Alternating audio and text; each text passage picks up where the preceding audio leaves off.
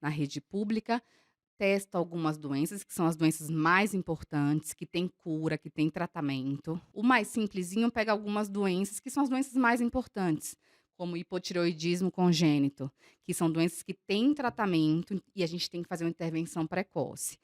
O ampliado, as maternidades particulares em geral oferecem o teste ampliado, que pega essas mesmas doenças do teste mais simples, mais básico, e inclui algumas doenças potencialmente tratáveis. Os bebês pélvicos, eles se formam sentados, então a formação dos ossinhos e das articulações, principalmente a do quadril, não é a mais fisiológica.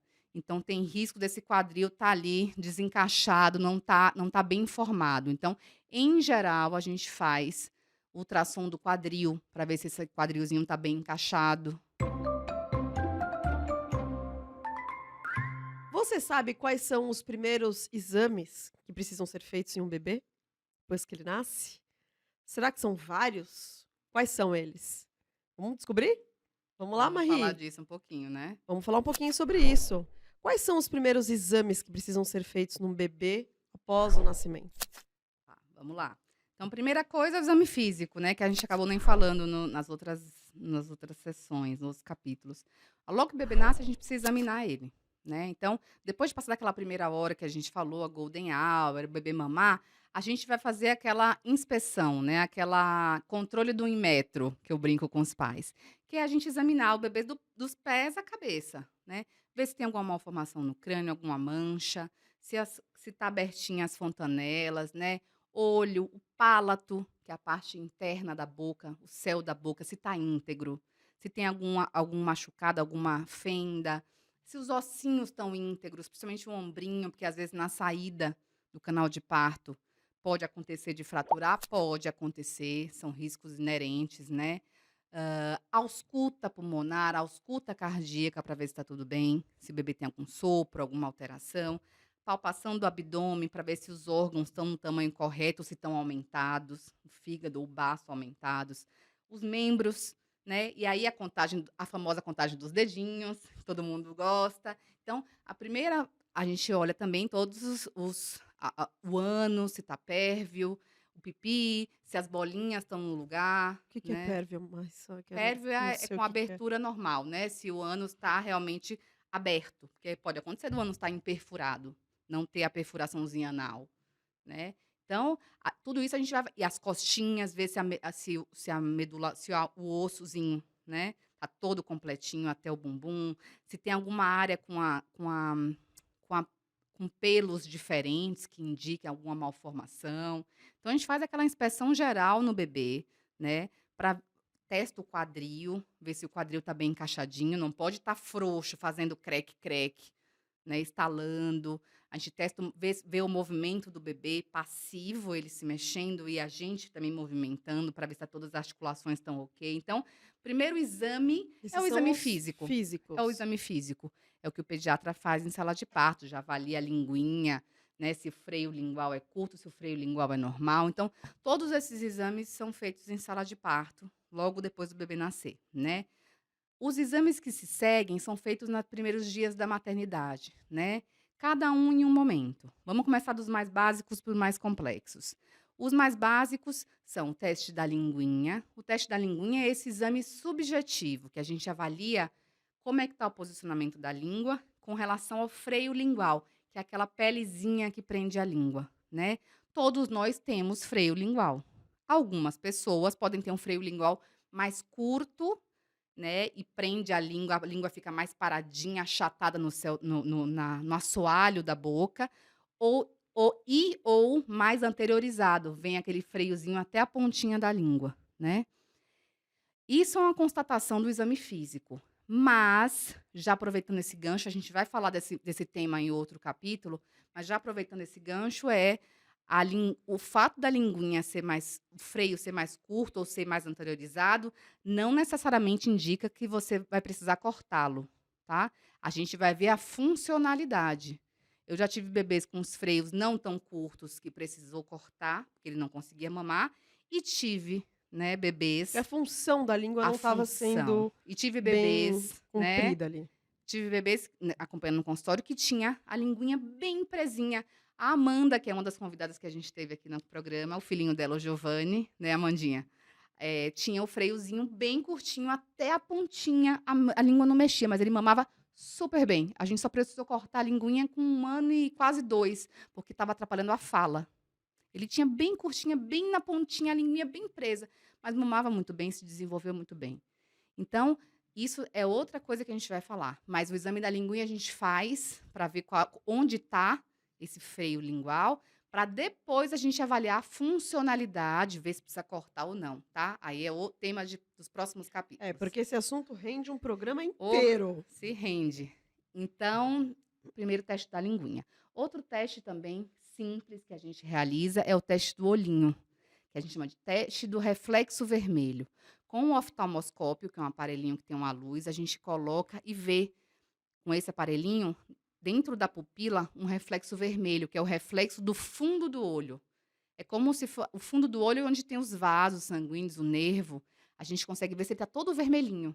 Se tiver todo vermelhinho, é um reflexo do olho vermelho positivo, normal. Se tem alguma área branca, esbranquiçada, que a gente bate a luz e vê que tem alguma coisa assim que está refletindo a luz, aí a gente vê com um oftalmologista de fazer uma dilatação da pupila e fazer um exame mais profundo. Mas o teste que a gente tem basal é o teste do olhinho. Foi muito falado disso na época que teve aquele apresentador de TV que a filha teve Thiago Leifert. E a um Daiane problema Garbim. bem pequenininha, né? Geralmente, o que a gente faz? Esse teste do reflexo vermelho. Se a gente vê que não está tudo vermelhinho, tudo preenchido, vermelhinho, indica que pode ter algum problema. Aí a gente faz um teste do olhinho mais profundo, dilata a pupila, com oftalmologista. Algumas maternidades oferecem um teste do olhinho ampliado, que já parte para essa dilatação de pupila mais profunda já de cara. É extremamente necessário? Não. É bom saber que tem essa opção. Para quem já quer, quem história familiar, né, de algum tumor de olho, já quer fazer um teste ampliado logo do início, ok. Mas não é fundamental nem necessário. Necessário é o teste do reflexo vermelho, que é o mais simples, que o pediatra que realiza com a luzinha, tá? Tem agora o teste do pezinho. Tem os testes do pezinhos, né, que a gente tem os básicos e os mais ampliados. Teste do pezinho, o que a gente tem disponível, né, na rede pública, testa algumas doenças, que são as doenças mais importantes, que têm cura, que têm tratamento, né. Aí temos um teste do pezinho ampliado, depois eu posso colocar aqui na descrição, depois do vídeo, as doenças, que se eu for falar uma por uma, a gente vai ficar maluco. A gente pode fazer um post, Falando inclusive. das diferenças, mas assim, o mais simplesinho pega algumas doenças que são as doenças mais importantes, como hipotireoidismo congênito, que são doenças que têm tratamento e a gente tem que fazer uma intervenção precoce. O ampliado, as maternidades particulares em geral oferecem o teste ampliado, que pega essas mesmas doenças do teste mais simples, mais básico, e inclui algumas doenças potencialmente tratáveis. E tem o super, que pega mais doenças ainda que não necessariamente têm tratamento, né? Mas já ficam ali mapeadas. Ficam mapeadas. Então, assim, testes de triagem, nesse aspecto de sangue, o que o teste do pezinho vê? O teste do pezinho vê doenças do metabolismo. Se você está conseguindo converter uma proteína em outra, ou se essa proteína não vai ser convertida e vai acumular, né? Então, o teste do pezinho serve para ver metabolismo. Se você está produzindo hormônio tiroidiano, se você consegue converter uma proteína na outra, se seu metabolismo corporal, se você está conseguindo trabalhar substâncias dentro do seu corpo. Então, quanto maior o grau de profundidade do teste do pezinho, o simples, o ampliado, o super, mais doenças potenciais para determinada substância a gente vai conseguir pegar, né? Nem todas têm tratamento, mas tem a possibilidade de você fazer essa investigação, né? Lembrando que como o teste do pezinho é para ver metabolismo, a gente só colhe com 48 horas. Então, o bebê nasceu, fez a primeira mamada, o corpinho começou a funcionar, ligou a chavinha, aí com 48 horas a gente colhe. Geralmente, tem um prazo, né? É de 48 horas até 7 dias, não é? Até 7 dias. O ideal nas primeiras, né, pelo menos primeiras 48 horas, que é colhe na maternidade, em papel filtro. Então, você vai a furadinha no pezinho e você vai no papel filtro coletar aquelas gotinhas de sangue e avaliar essas doenças principais, tá? Então, quanto mais amplo em tese, mais doenças você pode descobrir, né. Mais o teste básico e o ampliado tem uma quantidade de doenças razoável que tem tratamento, né. É E, importante que todo mundo faça, né. eh, na sequência, temos o teste da orelhinha e Isso. também o do coraçãozinho. Isso. O teste da orelhinha é realizado pela fonoaudióloga, né, que ela pode fazer 2 testes. Um teste mais básico, que é emissões otoacústicas, que avalia se o bebê consegue localizar o estímulo sonoro, né, é um teste bem genérico. E um teste mais profundo que é o Bera, né, que é um potencial evocado, que ela usa uns eletrodozinhos na orelhinha, quando o bebê tem algum risco, é prematuro, né, tem história familiar de alguma doença auditiva, ou teve que tomar antibióticos que podem irritar o ouvido muito cedo, ficou na UTI. Então, alguns casos tem que fazer esse teste que já é a própria fonoaudióloga vai indicar. Em geral, exames simples, emissões otoacústicas, se tiver algum tipo de risco, ela já vai indicar e já vai fazer esse potencial evocado, que chama Bera ou PEAT, em português PEAT, que é um exame mais profundo que você coloca os eletrodozinhos, né. Então, a fonoaudióloga pode fazer isso a qualquer momento, tá, na estadia do hospital, nas primeiras 48 horas de vida. Alguns casos, é importante os pais saberem, como o bebê nasce com bastante tem bebês que nascem com bastante vernix, né, aquela camadinha gordurosa, aquele sebo. Alguns bebês ficam com o sebinho atrapalhando o conduto auditivo. Então alguns bebês fazem o teste auditivo e dá normal, como se o som não estivesse entrando, porque às vezes o ouvidinho está entupidinho com esse vernix, com o resto de líquido amniótico. Então, não se desesperem caso o seu Refaça teste depois de um tempo. isso, a própria fonoaudióloga vai orientar você a voltar e refazer, porque é muito comum, o ouvidinho está entupido, então o conduto auditivo está entupidinho, o som não chega, dá uma resposta alterada. Então pode acontecer, né. Esses são os testes E o mais coraçãozinho também que a gente falou. isso. O teste do coraçãozinho é muito simples também, não invasivo, que a gente vai usar o oxímetro de pulso, o oxímetro comum, né. A gente vai comparar o ox a saturação de oxigênio do membro superior direito do bebê com qualquer outro membro. Vai ver se tem uma diferença muito grande. Se a diferença for pequenininha ou não existir entre a saturação de oxigênio desse membro com qualquer outro, significa que o fluxo sanguíneo tá tudo certo, tá todo indo para o caminho correto, não tem nada atrapalhando esse fluxo, né.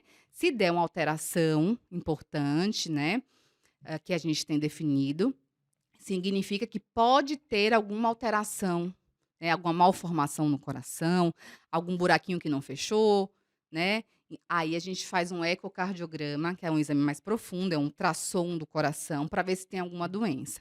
Mas o teste do coraçãozinho é essa triagem. Dando normal, a gente faz com 24 horas de vida. Então bateu 24 horas, você vai ver a equipe medindo a saturação de oxigênio com o oxímetro na mãozinha direita e geralmente no pezinho para fazer essa comparação. Se houver alteração, a gente comunica aos pais, informa que vai precisar fazer um ecocardiograma, né, para confirmar se tem algum problema ou não, né.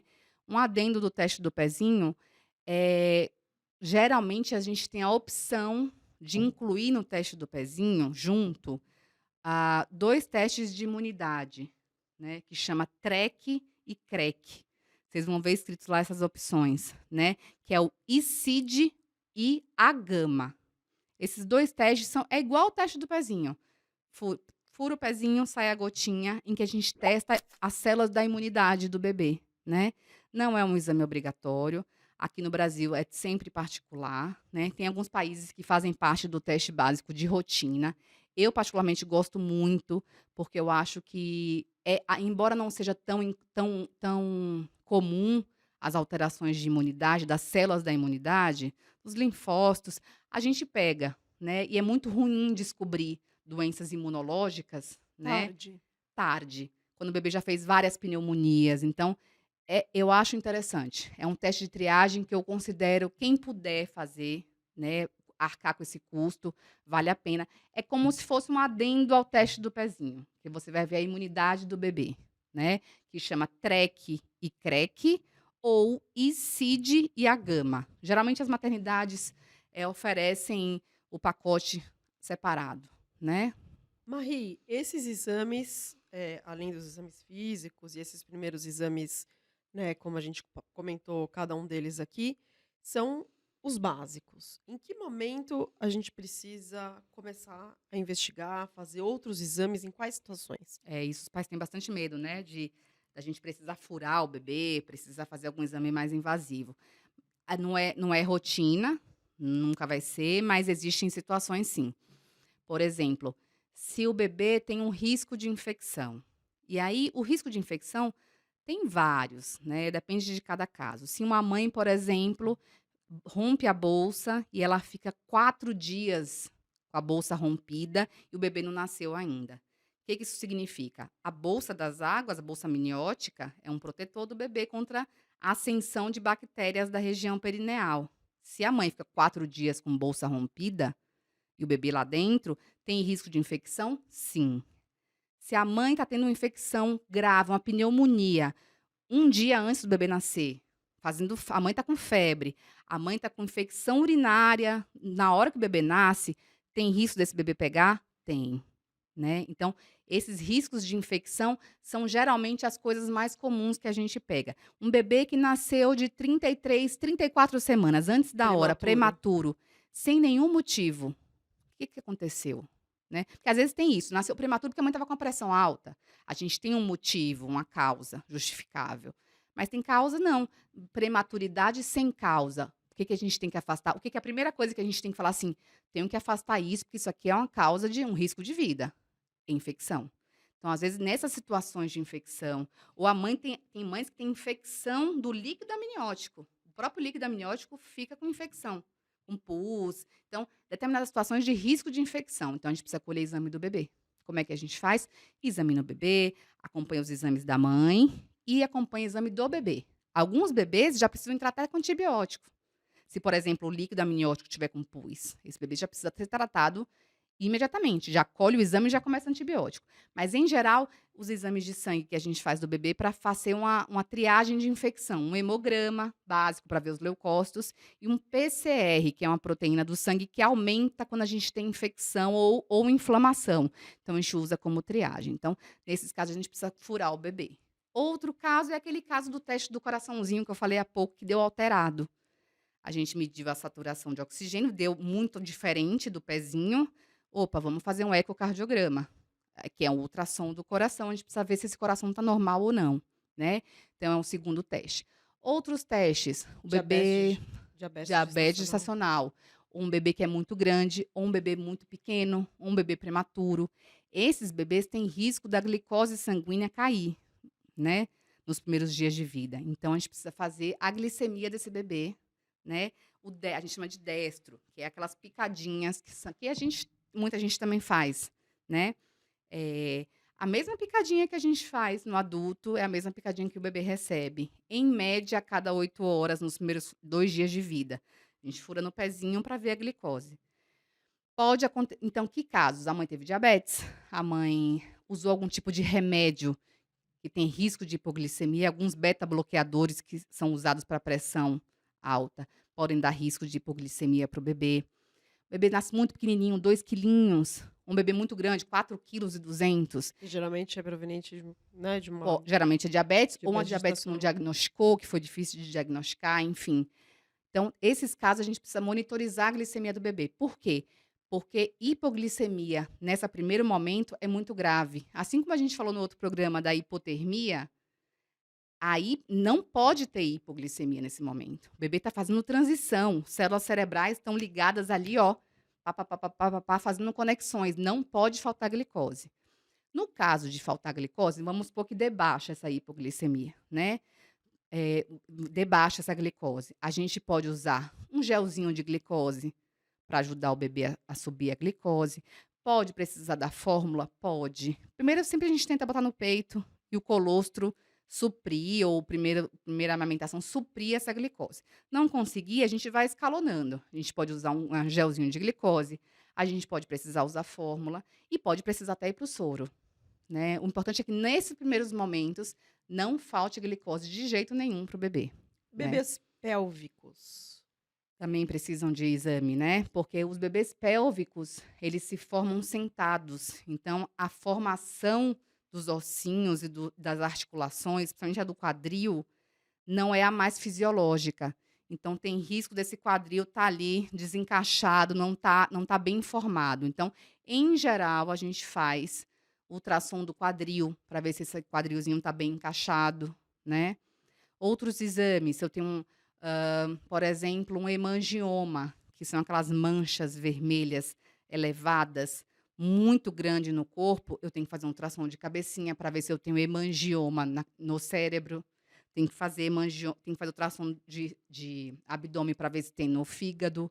Então, vão ter várias circunstâncias. Se o bebê teve no ultrassom gestacional, você viu que o bebê tinha algum probleminha renal ou na bexiga ou nos ureteres, deu algum problema, a gente repete depois de nascer o ultrassom de rins e vias urinárias, né. Se o bebê não tem a bolinha, uma das bolinhas não tá, um dos testículos não tá no saquinho escrotal, temos que fazer o ultrassom para procurar essa bolinha, onde é que tá, né. Então, vai variar. No geral, são esses exames que eu falei.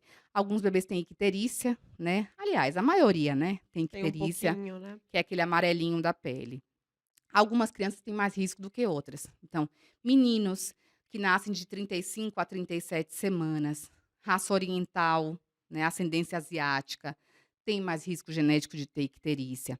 Se a mãe tem um tipo sanguíneo que não é compatível com o do bebê, tem mais risco. Teve um irmãozinho que teve icterícia e precisou de banho de luz no hospital, tem mais risco. Então, a gente sempre vai avaliar a cor da pele do bebê, como ele nasceu, se é um prematuro tem mais risco também, tipo sanguíneo, para ver se vai precisar colher exame de sangue desse bebê ou não. Boa parte, né, uma parte das maternidades já consegue fazer o teste transcutâneo, que é o teste que você coloca, tipo um aparelhinho, como se fosse aquele de medir temperatura na orelha ou na testa, que encosta no bebê e consegue dar uma previsão de quanto que tá essa bilirrubina, que é a substância que dá esse amarelinho da pele. Se esse teste transcutâneo vier baixinho, não precisa colher do sangue. Se o teste vier no limite ou um pouco alto, a gente precisa colher do sangue para confirmar, né. Então, em geral, todo mundo tem icterícia, mas a gente vai avaliar os riscos, como eu falei. O tempo de vida. É prematuro, não é prematuro? Nasceu no tempo certo, não nasceu? O bebê tem incompatibilidade de sangue com a mãe, por exemplo, a mãe é O positivo e o bebê é A positivo. O sangue O da mãe pode reagir contra o sangue dele, né. Mas aí são outras situações. O que a gente sempre aborda é a icterícia fisiológica, que é o bebê um atrasozinho do fígado para liberar essa substância, essa bilirrubina. Então, todo bebê tem um atrasozinho do fígado, né. A gente mede de todos na testinha, em boa parte das maternidades, ou no sangue, para a gente ver como é que tá, se precisa de banho de luz no hospital ou um banhozinho de sol em casa já resolve, né. Perfeito. Para encerrar, passada essa fase dos primeiros dias, quando que geralmente a gente pede um exame, assim, para criança com o passar do tempo, só pra gente ter essa Ter essa ideia? noção, né. Essa coisa fechada do exame da criança não tem muito, depende muito de como a criança está indo, né. Tem criança que tem alguma alteração no teste do pezinho que a gente tem que repetir exame de sangue com 2 semanas de vida, né. Tem criança que não, tem criança que está indo bem, com 8 meses tem suspeita de alguma infecção mais grave, a gente precisa colher. Então, depende muito, mas um exame de triagem, principalmente nutricional, que a gente até chegou a falar em alguns outros programas, em relação aos déficits nutricionais que as crianças estão sendo submetidas, né. A alimentação da gente está ruim, mesmo as crianças que comem bem, né, os nutrientes dos alimentos não estão os mesmos, a Ou não estão qualidade dos suprindo, alimentos né, não estão a suprindo. necessidade. Então, em geral, se a partir de um aninho, eu gosto de colher pelo menos um exame nutricional, para a gente ver vitamina B12, vitamina D, zinco, selênio. Ferro. Ferro, fundamental, ferritina, o hemograma. Então, de triagem a partir de um ano, né, eu gosto de fazer, né, depende, uma regularidade depende de cada criança, mas a partir de um ano eu gosto de fazer esse exame nutricional e antes disso, se tiver algum risco, né, tiver algum risco de uma infecção, alteração do teste do pezinho, Se não, né. Senão não, senão a gente vai seguindo, né. perfeito. É isso, mas na maternidade pode vir a precisar, mas sempre assim, conversem com o pediatra, entendam o motivo, né, da coleta. A gente passou por época do Covid aí, que as mães estavam com infecção de Covid, e os bebês nasciam na vigência da mãe com infecção, então tinha que colher o cotonete do neném. Foi difícil, uma época difícil, né. Então, toda hora mudava, porque a gente também estava aprendendo, então tinha que colher do bebê com 24, 48 horas. Então, agora tem sempre que surgirem doenças novas, a gente vai se adaptando, mas no geral, são essas as indicações, assim, e sempre a equipe vai explicar para a família quando tiver que colher um exame, fazer um exame diferente, tá. Perfeito. É isso. Espero que vocês tenham gostado. E a gente volta semana que vem com um programa muito legal sobre a amamentação. E na sequência vamos falar sobre a questão da linguinha, que foi o que a Isso. gente falou hoje e que tá rolando um boom aí, né? Que a Uhum. gente falou agora de exames, né? A questão da linguinha, de falar sobre esse assunto e às vezes indicar uma cirurgia Aprofundar. sem necessidade. Então, fiquem ligados, hein? A gente volta semana que vem. Um beijo grande e até lá. Até mais.